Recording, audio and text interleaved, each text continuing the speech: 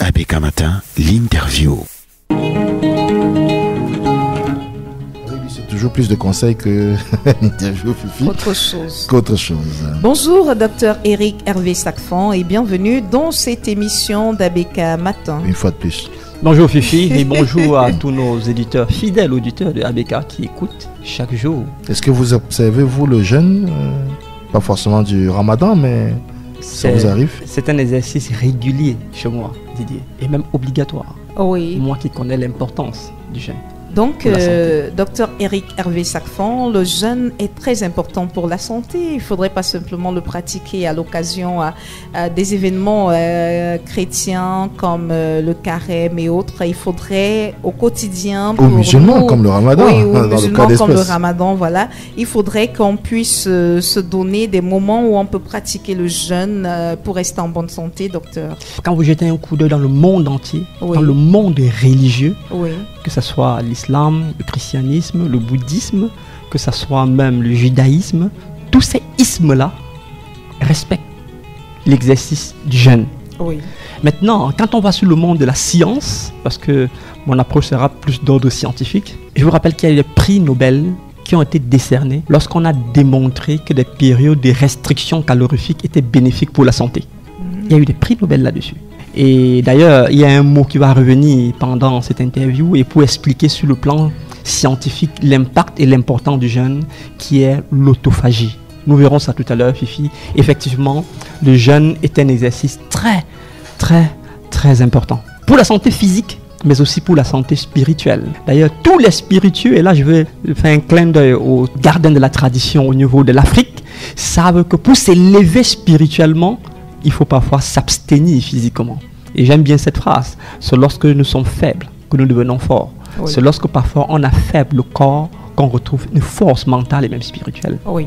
Docteur Eric Hervé Sacfan, à quelle fréquence doit-on pratiquer le jeûne? Et ça, c'est très important. Et là, il faudrait savoir que ce n'est pas tout le monde qui doit se lancer à l'exercice du jeûne. Oui. D'ailleurs, à certaines personnes, je veux dire, vous ne prenez pas le jeûne si vous n'avez pas au préalable consulté votre médecin. À quelle personne? Parce que je rappelle qu'il y a des gens qui, en se donnant cet exercice, ont trouvé la mort, oui, pour des problèmes cardiovasculaires. Oui. Lorsque vous avez des demandes supplémentaires en termes de calories, je vais faire ici allusion aux femmes enceintes, surtout dans le dernier trimestre, vraiment pas besoin de jeûner.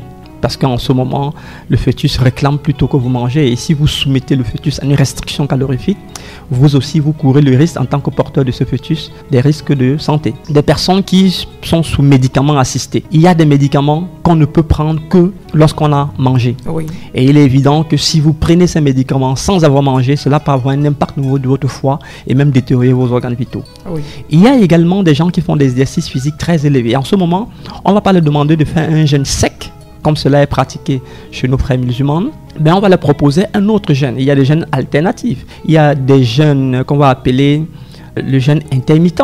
Il y a des jeûnes à fruits. Il y a les jeûnes liquides. Il y a d'autres façons d'avoir des restrictions calorifiques sans pour autant aller à un jeûne sec, en fonction de la pathologie que vous avez, en fonction de la situation physiologique que vous avez. Oui. Et donc, on peut se dire qu'on jeûne combien de fois? C'est peut-être une fois tous les 2 mois. En fait, la bonne fréquence serait laquelle? Puisqu'on parle des musulmans, et qu'ils sont à l'honneur à l'occasion de ce jeûne du Ramadan, qui dure 30 jours, au-delà du jeûne du Ramadan, tout bon musulman sait qu'il jeûne 2 fois par semaine. Oui. Le lundi et le jeudi. Ça veut dire en dehors du jeûne ponctuel qu'est le Ramadan, chaque semaine en principe, un bon musulman jeûne 2 fois par semaine, lundi et jeudi. Et cela devrait être ainsi parce que sur le plan scientifique maintenant, il y a une université à Bordeaux qui a démontré que le jeûne qu'il a appelé jeûne 5.2 est bénéfique pour accélérer le processus d'autophagie et améliorer la santé. 5.2, ça veut dire que pendant 5 jours de la semaine, vous mangez de manière normale et pendant 2 jours, vous vous privez de nourriture pour permettre à votre corps de pouvoir mieux digérer et d'expulser les toxines. C'est quoi déjà le processus de l'autophagie pour que les auditeurs puissent davantage comprendre? Et là, je vais titiller ceux qui mangent beaucoup de viande. Je veux la titiller. Vous allez la titiller. Oh oui, je veux te titiller. Attends un peu. Je ne réponds même pas. Okay. Allons-y, docteur. Le processus de l'autophagie est un processus qui vient après le phénomène de l'apoptose. Je crois qu'ici, j'ai déjà développé le principe de l'apoptose, qui est la mort programmée des cellules. Ok, après que les cellules soient mortes, derrière, il y a un processus d'autophagie qui veut que toutes les cellules mortes soient mangées par les cellules vivantes. Auto, c'est soi-même, et phagie, c'est manger. L'autophagie, c'est la capacité des cellules humaines à manger les autres cellules. Or, c'est les cellules animales, puisque nous sommes constitués de cellules humaines. L'autophagie consiste ici à manger les cellules mortes, produisant par effet induit les protéines. Par conséquent, on n'a vraiment pas besoin d'avoir une supplémentation en protéines d'origine animale. Parce que le corps lui-même sait produire ces protéines animales lorsqu'on a pu réussir à soumettre le corps à avoir ce processus d'autophagie. Mais il faut préciser que ce phénomène d'autophagie est provoqué. Si vous ne savez pas le provoquer, vous n'allez pas l'obtenir. Et très souvent, les gens ne savent pas le faire. Et c'est pourquoi d'ailleurs, ils sont obligés d'avoir des suppléments en protéines et restant ici avec des aliments très carnés, qui très souvent sont des aliments qui vont contribuer à l'inflammation des cellules et plus tard, qui vont conduire à l'obésité et à toutes les autres maladies cardiovasculaires qu'on connaît. Docteur Eric Hervé Safran, si le jeûne est une très bonne chose, la manière de pratiquer ce jeûne devrait en être une autre, parce que d'habitude, on pratique le jeûne, mais sans respecter les normes dans cette pratique. C'est quoi les normes? Ça, c'est très important. Et quelles sont les erreurs qu'on fait souvent? Et c'est à ce niveau que je vais titiller la religion. Cette fois-là, pas pour faire un clin d'œil, mais pour apporter un peu de reproche. La religion va parfois demander aux gens de respecter le jeûne sans toujours leur donner les conditions, le pourquoi, le comment jeûner. Et puis on va voir plusieurs personnes dans certaines disciplines religieuses jeûner par mimétisme, par conformisme, plus parce qu'on voit les autres jeûner sans tenir compte des étapes de ce jeûne-là. Le jeûne a des règles spécifiques qu'il faut respecter. D'ailleurs, j'ai eu le privilège de vivre chez ma nourrice, qui était musulmane, Mamina, affectueusement on l'appelait, et je vous assure que c'est pendant le jeûne qu'on mangeait mieux. Ah oui, curieusement, c'est pendant la période de Ramadan qu'on mangeait mieux, parce que elle, à la maison, et comme beaucoup de musulmans, se privait à manger à sec toute la partie éclairée, c'est-à-dire en journée, dès que 18 h sonne. Fifi, la bouillie, le lait, tout ça était réuni à table et on se gavait sous prétexte qu'on veut récupérer parce qu'on n'a pas mangé en journée. Mais attention, c'était pas tout. Le lendemain matin à 5 h, très tôt, encore, on se gâte. Question d'avoir l'énergie pour affronter la journée. Et croyait-elle, c'était le jeûne. Et plusieurs personnes jeûnent de cette façon. Tout à fait. Mauvaise nouvelle pour vous ce matin, vous faites ainsi, vous ne jeûnez pas. C'est pas le jeûne. En fait, vous vous privez certes, mais vous n'êtes pas en train de bénéficier de l'impact sanitaire et curatif que le jeûne peut vous donner. Votre corps ne commence à considérer que vous êtes en restriction calorifique que lorsque vous mangez 16 heures de temps après. C'est-à-dire c'est après 16 heures qu'au niveau des hormones, au niveau du métabolisme, il y a un constat. Et ce n'est qu'après 3 semaines qu'on commence à voir les effets de ce jeûne-là. Vous comprenez, Fifi? Ça veut dire qu'en fait, celui qui dit qu'il fait un jeûne de 30 jours et qui au bout de 2 semaines dit que non papa, l'affaire c'est un peu trop, laisse-moi manger un peu. Celui-là, il ne va pas jouir vraiment du jeûne. Celui qui fait 12 heures d'abstinence, c'est-à-dire de 6 heures à 18 heures, et qui mange toute la partie obscure, ça veut dire 18 heures il mange, 5 heures il mange, ne jouit pas du tout du jeûne. Parce que l'un des premiers rôles du jeûne, c'est la restriction calorifique. Et si vous vous chargez, vous vous gavez en repas à 18 heures, encore que lorsque vous mangez à 18 h comme ça, 20 h, 21 h pour certains, vous dormez à 22 h. Ça veut dire que les repas même que vous avez mangés n'ont pas eu le temps de digérer. Bienvenue les fermentations et tous les problèmes digestifs qui vont suivre. À 5 h, tu n'as même pas encore évacué ce que tu as mangé, tu recharges correctement. Mais vous troublez votre système digestif et vous courez plutôt le risque d'avoir des problèmes au lieu de jouir du jeûne qui en principe est un exercice magnifique pour la santé lorsque c'est bien pratiqué. Docteur, dans ce cas-là, qu'est-ce qu'on doit faire? Là, vous avez dit les pratiques auxquelles on a très souvent recours, qui sont des pratiques condamnables, qui ont des effets néfastes sur la qualité de notre santé. Maintenant, comment est-ce qu'on doit jeûner? Très bien, très bonne question. Premièrement, je veux partir de la base de la nature. Personne ne travaille sans se reposer. D'ailleurs, le repos est capital pour la production. Je crois qu'avant de commencer, je disais au DAP de cette boîte, papa, repose-toi un peu. Comme j'ai dit à Fifi il y a quelques temps. Fifi, repos, dors un peu. Je vais dormir, doc. C'est ça. Parce que le sommeil et le repos contribuent à la régénération cellulaire. Oui. L'objectif ici, c'est de soumettre le corps à un repos afin que ce corps puisse produire au mieux les cellules utiles. Parce que le repos, la restriction calorifique va permettre la mort de certaines cellules. Or, les cellules ne meurent que lorsqu'ils sont affamés, Oui. par exemple. Et c'est quand ces cellules sont mortes que les cellules vivantes vont venir, donc, en pratiquant l'autophagie, vont permettre une régénération cellulaire et un ralentissement du vieillissement. Oui. Je rappelle qu'on a soumis, par exemple, pour pratiquer cela, les souris et les singes à cet exercice de jeûne, 16 heures de jeûne. On s'est rendu compte qu'au bout de 6 mois seulement, les souris, et au bout de 3 ans, parce que l'expérience allait sur 3 ans, mais au bout de 6 mois, on pouvait déjà voir les résultats. Et au bout de 3 ans, les souris avaient une espérance de vie 30% plus élevée. Les souris. Oui. Ça veut dire qu'une souris qui jeûne, mais plus long qu'une souris qui mange tous les jours. Voilà pour les singes. Il en est de même pour l'homme. Maintenant, comment est-ce qu'on doit jeûner? Premièrement, si vous mangez la nuit, vous ne jeûnez pas. Tous ceux qui vont manger la nuit ne jeûnent pas. Et ça, je sais que ça va choquer. Mais en fait, ils ont certes une restriction, mais pas au bon moment. Parce que de manière naturelle, la partie obscure de la journée est prévue pour le repos de l'espèce humaine. Oui. En principe, ça veut dire lorsque le soleil se couche, comme tous les autres animaux qui exercent en journée, vous devez penser à aller vous coucher. Oui. On ne travaille pas la nuit. L'OMS, et pour information, l'OMS a classifié tous les travaux nocturnes comme étant risque de cancer élevé. Tous les travaux nocturnes.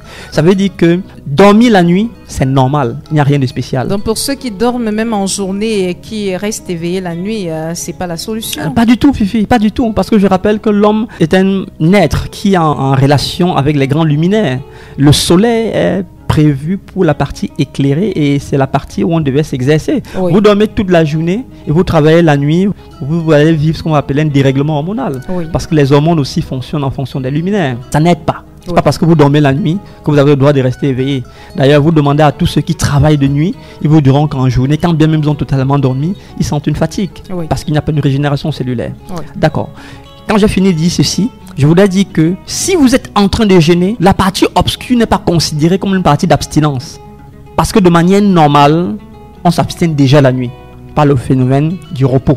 Oui. Si vous voulez dire que vous jeûnez, la nuit doit être inclue dans les 16 heures de jeûne. Ça veut dire que si vous incluez la nuit, la partie obscure qui est généralement de 12 heures de temps, c'est-à-dire de 18 heures à 6 heures, 12 heures de temps, vous devez ajouter à ces 12 heures de temps au moins 4 à 5 heures.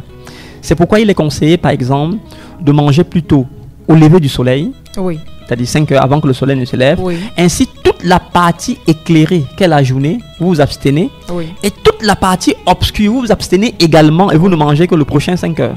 Là, Donc, vous avez joui du jeûne. c'est Là, vous comme avez ça en que fait le jeûne devrait se faire, oui. Est-ce qu'on ne pourrait pas rompre le jeûne à partir de 17h? Peut-être dire qu'on le rompt à 17h et on mange, on a quand même le temps de manger jusqu'à 18h avant la tombée de la nuit.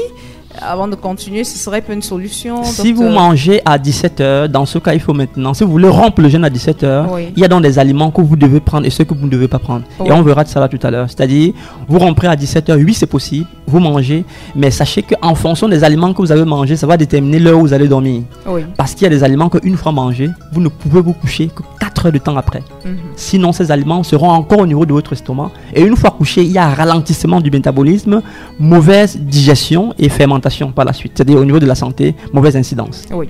Docteur Eric Hervé Sacfon, quels sont donc les aliments qu'on devrait privilégier pendant la période du jeûne? Merci Fifi. Aucun aliment. Hmm. Pendant la période du Jeûne. jeûne. Jeûne veut dire abstinence d'aliments. Oui. D'accord. Ça veut dire qu'on ne mange pas pendant qu'on jeûne. En principe. En principe, c'est ça l'exercice du jeûne, s'abstenir. Maintenant, je l'ai dit au préalable, selon le conseil de votre médecin, selon votre état physiologique, selon votre disposition, on peut vous orienter sur le jeûne qui scie le mieux à vous. Ça peut être un jeûne à fruits, ça peut être un jeûne liquide, ça peut être un jeûne sec.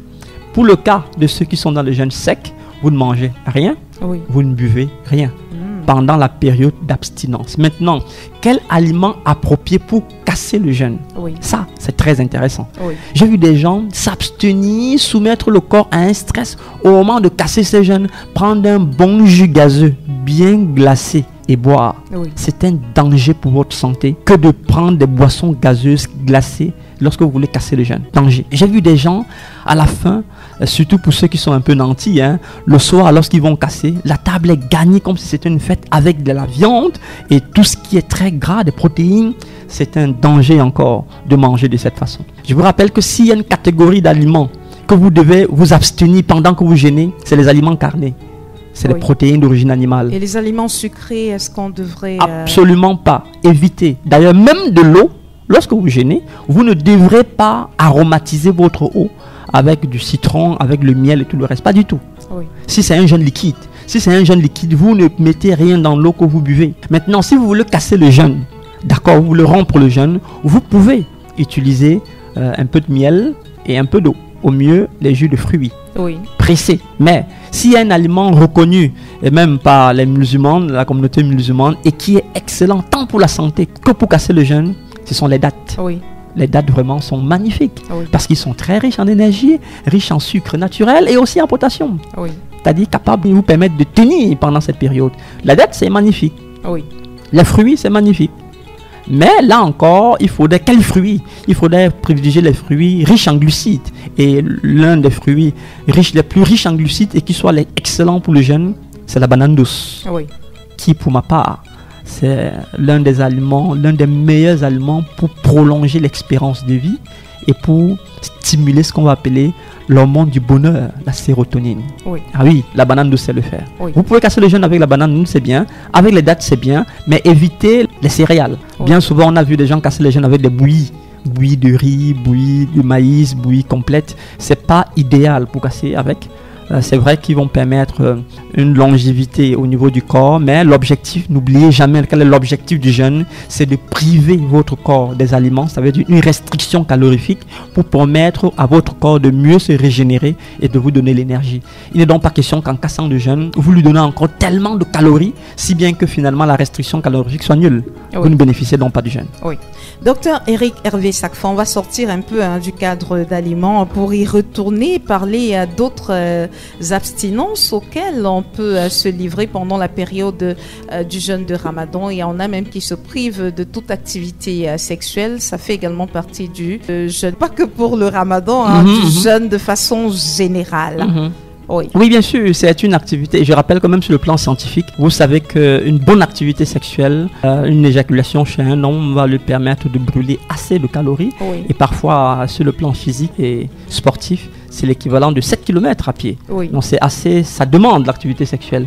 Ça réclame au niveau du corps. Et lorsque vous avez soumis votre corps à cette restriction, il ne serait pas bien de vous lancer encore dans une activité qui va davantage affaiblir le corps. C'est pourquoi d'ailleurs il est conseillé de vous abstenir de l'acte sexuel pendant cette période sur le plan scientifique. Et même d'ailleurs, on sait que sur le plan spirituel, l'activité sexuelle est une activité hautement énergétique et on sait combien ça aspire de l'énergie. Et si vous voulez jouir de la régénération de votre état spirituel, il serait bien de vous abstenir pendant cette période de l'activité sexuelle. Et au mieux d'ailleurs de toute activité physique qui a tendance à vous réclamer assez d'énergie et pour privilégier plutôt des activités spirituelles, c'est-à-dire la lecture et toute autre méditation. C'est en ce moment-là que vous devez affamer le corps pour augmenter votre activité spirituelle et morale, psychologique. Je rappelle également qu'il y en a qui se privent d'aliments, d'accord, mais ils ne se privent pas des images choquantes dans leur téléphone et dans leur téléviseur. C'est très dangereux également. Pendant cette période de jeûne, sachez que de même que vous vous privez d'aliments, vous devez vous priver de toute forme d'aliments qui soient nocifs. Et parlant d'aliments, on sait combien de fois aujourd'hui des informations peuvent être nocives et des images peuvent être nocives. Et que les images choquantes, vous devez les éviter également. Vous devez soumettre votre corps à totalement un retrait de tout ce qui peut le mettre en activité et donner à votre corps plutôt des aliments qui vont permettre sa croissance. C'est pourquoi la qualité de l'alimentation est importante. Et quand je parle d'alimentation, je ne parle pas que de nourriture. Je parle également de ce dont on se gave sur le plan vidéo, image, ce dont on se gave sur le plan de la pensée, ce dont on se gave sur le plan des activités secondaires. Docteur Eric Hervé Sacfon, est-ce que pendant la période luminaire de la journée où on est censé s'imposer des restrictions alimentaires, il est quand même possible de boire de l'eau? Oui, pour ceux qui ne pratiquent pas le jeûne à sec, oui, il est possible de boire de l'eau. Et cette fois-là, de l'eau plate. Pas de l'eau glacée, pas de l'eau aromatisée, ne mettez pas de citron, vraiment de l'eau plate. Encore moins le café, pas de café. Parce que je rappelle que le café va amener l'estomac à sécréter l'acide chlorhydrique. Oui. Et cet acide chlorhydrique est fait pour la digestion des aliments. Et lorsqu'il n'y a pas d'aliments concrets pour être digéré, cet acide les cellules vont absorber encore cet acide et vous pouvez avoir les risques de reflux gastrique, les risques d'inflammation et les risques de ballonnement. Donc pas de café pendant qu'on jeûne, si c'est un jeûne liquide. Pas d'eau aromatisée, même pas l'eau gazeuse, mais de l'eau plate. Oui, on peut prendre de l'eau plate. Et exclusivement de l'eau plate. Oui, docteur Eric Hervé Sacfon, c'est quoi la nuance entre le jeûne sec et le jeûne liquide? La nuance est visible. Le jeûne sec, c'est une restriction d'aliments solides, mais aussi toute boisson quelconque. Oui. Le jeûne liquide, c'est d'introduire de l'eau. Oui. C'est-à-dire qu'il faut hydrater de l'eau. Sur le plan hydrique, on doit augmenter de l'eau parce qu'il faut également dire que l'eau contribue à l'expulsion des toxines. Si vous faites un jeûne de repas et que vous prenez de l'eau, et surtout si vous pratiquez une activité de sudation, vous favorisez ainsi l'expulsion des métaux lourds comme le plomb, comme le mercure, oui, qui très souvent va être expulsé par les pores de la peau. Oui. Donc en ce moment, il faut vous hydrater. Ceux par exemple qui font des activités physiques, des professionnels du sport, pendant le jeûne, ils vont pratiquer le jeûne liquide. Oui. Ainsi, même quand ils feront des activités intenses, au moins ils pourront avoir de l'eau pour s'hydrater. Parce que je vous rappelle qu'une déshydratation en période de jeûne, surtout avec le soleil qu'on a à Douala, il est évident que ça peut créer des problèmes de santé majeurs. Parce que la déshydratation peut induire des problèmes de santé et même des pertes de mémoire. Qui définit le type de jeûne qu'on devrait faire? Parce qu'on a l'impression que lorsque la période de jeûne arrive, tout le monde s'y lance sans toutefois tenir compte de sa constitution organique, sans tenir compte de son état de santé actuel. Qui devrait en fait? Quels sont les préalables pour qu'on puisse effectuer un jeûne? Premièrement, il faudrait faire ce que je vais appeler un examen de bilan de vitalité. Oui. C'est-à-dire la capacité de vos organes vitaux à être à leur maximum de fonctionnement. Et à Révi, on le fait. Oui. C'est-à-dire on donne aux patients des examens de vitalité, des bilans de vitalité qui permettent d'identifier si ton cœur va bien, si tes poumons, si tous tes organes vont bien et si tu es capable de soumettre ton corps à une telle restriction. Ainsi, je pourrais dire, celui qui peut valider le oui ou non d'un jeûne, bien entendu, c'est un médecin. Oui. Ou alors ceux de l'équipe médicale. Parce que ce sont eux qui maîtrisent mieux l'anatomie de l'homme, qui maîtrisent mieux la physiologie, qui ont fait des études là-dessus et qui peuvent qualifier que cette personne est qualifiée ou pas. Oui. Maintenant, puisque le jeûne aussi est d'ordre religieux, tout à fait. Également, les responsables des églises peuvent définir. Parce que je sais quand même que dans notre pays très sérieux que nous sommes, pour être responsable d'une communauté religieuse, vous passez par certaines études au préalable. Oui. Ils peuvent donc juger si vous êtes capable de le faire ou pas, et ainsi juger si vous pouvez vous soumettre à telle ou telle activité.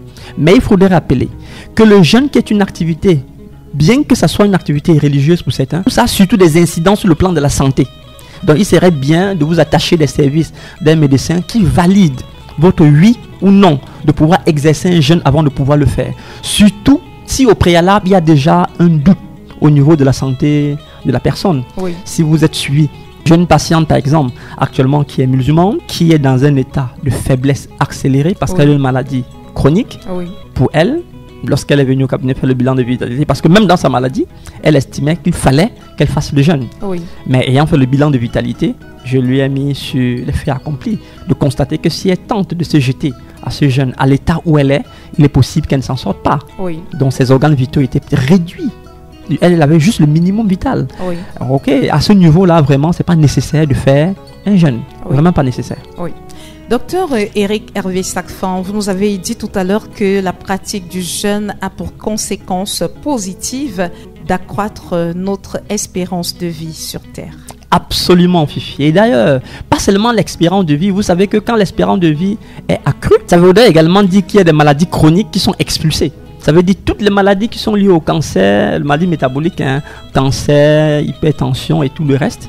Vous pouvez, hein, il est démontré aujourd'hui que les jeûnes bien faits et suivis par les spécialistes peuvent amener les cellules cancérogènes à être totalement contrôlées et voire même neutralisées. Oui. Donc les cancers sont bien mis au loin, prévention du cancer par le jeûne, oui, c'est possible aujourd'hui. Oui, oui. La longévité par le jeûne, oui, c'est possible aujourd'hui. C'est prouvé aujourd'hui. Oui. Augmentation de l'activité cognitive, c'est-à-dire au niveau des neurones, oui, c'est possible aujourd'hui. Oui. D'ailleurs, si on peut bien dire que celui qui mange beaucoup est con, parce que les gourmands n'entreront pas au ciel, à l'inverse, on pourrait bien dire que celui qui s'abstient de la nourriture a une activité neuronale plus élevée. Oui. Parce que vous savez que le ventre, qui est peuplé d'environ de 200 millions de neurones, communique très bien avec les neurones du cerveau, ce qui fait que lorsque vous abstenez ces neurones-là au niveau de l'intestin, de l'alimentation, le cerveau également est concerné. D'ailleurs, quand vous avez faim, vous réfléchissez bien. Quand vous avez faim, vous réfléchissez bien parce que le cerveau est en alerte. Et c'est d'ailleurs pourquoi il y a une augmentation de la capacité cognitive lorsqu'on est en abstinence. Alors qu'on dit d'habitude que ventre affamé n'a point d'oreille, docteur. Il y a Bon. des gens qui vous disent qu'ils ont faim, ils n'arrivent plus à réfléchir tant qu'ils n'ont pas mangé. La famine est différente du jeûne. Hein. Le jeûne, c'est une volonté voulue de s'abstenir des calories pendant un moment parce qu'on va le compenser.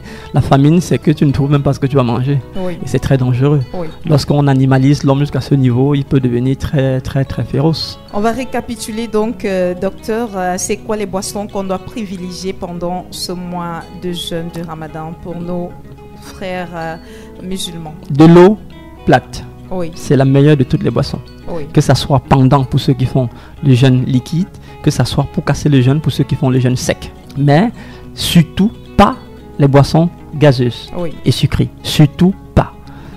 N'en déplaise. Manger sucré, c'est très dangereux pendant cette période de jeûne. S'il y a des aliments qu'on doit réduire pendant la période de jeûne, parce que je rappelle encore que sur le plan scientifique, le jeûne a pour rôle de la restriction calorifique. Oui. Or, le sucre est très riche en calories, parce que le sucre, lorsqu'il est métabolisé, il va produire le gras, et le gras va se déposer dans les cellules et va causer toutes les maladies qu'on connaît. Donc, il faut réduire la quantité de sucre, réduire la quantité de protéines animales, et même réduire la quantité de lipides, c'est-à-dire d'huile, éléments gras. J'ai vu des gens, et pendant cette période, on va voir nos amis musulmans qui vont faire les beignets de riz et se balader avec, qui sont très bien frits. C'est pas le repas approprié pendant la période du jeûne, hein, les fritures. Pas du tout, parce que c'est du gras saturé, vraiment saturé, et qui finalement, lorsque tu as arrêté le corps à cette période et que tu lui donnes un gras saturé, tu soumets le corps plutôt à un mauvais stress. Alors qu'il faut plutôt créer l'autophagie qui est un bon stress. Et c'est quoi ce qu'on va manger? Vous avez parlé des bananes, des dattes, mais en termes d'aliments, d'autres aliments, ce sera quoi qu'on va manger pendant cette période? Les légumes sont excellents. Prenez des aliments qui ont une digestion rapide. Oui. Vous prenez des légumes surtout crus, c'est excellent parce que ça va augmenter le processus d'autophagie, c'est-à-dire la production de mort des mauvaises cellules et production des bonnes cellules, c'est-à-dire les salades, c'est très bien. Et pour ceux qui ne peuvent pas manger les crudités tous les jours et qui n'aiment pas beaucoup la cuisine, dans ce cas, vous allez ajouter un peu des tubercules, ça veut dire les sucres lents, c'est-à-dire la patate, le melon, pour accompagner. Et le au mieux, manioc, c'est pas bon. oui, vous pouvez manger le manioc. Et au mieux, prenez tout ce qui glisse. Le gombo. Magnifique le gombo. Vous avez compris, Fifi et l'uncuit? Ah, donc ça c'est bon, oui, bien sûr, bien sûr. Mais est-ce que les musulmans, ça fait partie de leurs habitudes alimentaires? Ça, je ne pense pas. Ils sont camerounais, non? Bon, ils sont camerounais, peut-être, ils devraient s'y mettre. Ils mangent le kelenkelé, les musulmans. Ah oui, ils mangent le kelenkelé. Alors qu'ils se gavent, ça serait très bien pour eux. De préparer ce kelenkelé avec du couscous. Oui, bien sûr, ils peuvent prendre du couscous. Ah oui. Maïs, c'est mieux. Oui. Docteur Eric Hervé Sacfan, pour sortir d'ici, le cabinet Révi accompagne tous ceux-là qui voudraient se mettre au jeûne dans le meilleur, en fait, dans des meilleures conditions. Et pour ceux qui voudraient vous rencontrer justement au cabinet Révi, qu'est-ce qu'ils doivent faire?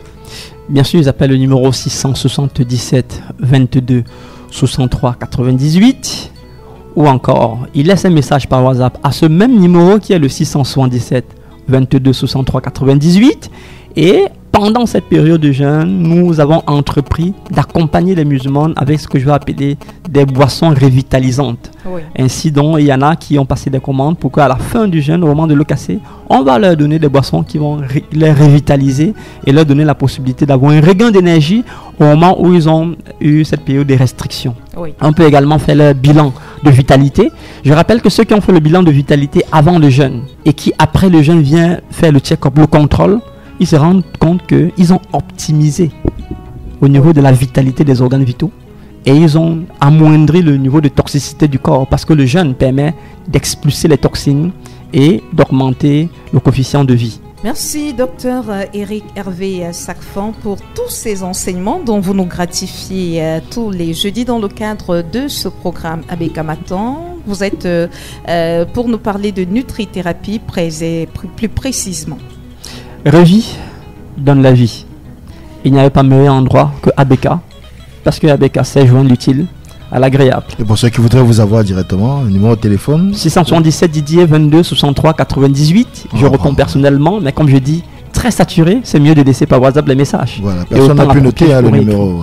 677 22 63 98. Ou alors, vous passez directement au cabinet Revi qui est situé à Makepe, bloc C, entrée Copacabana, deuxième immeuble à droite, au rez-de-chaussée, nous sommes là.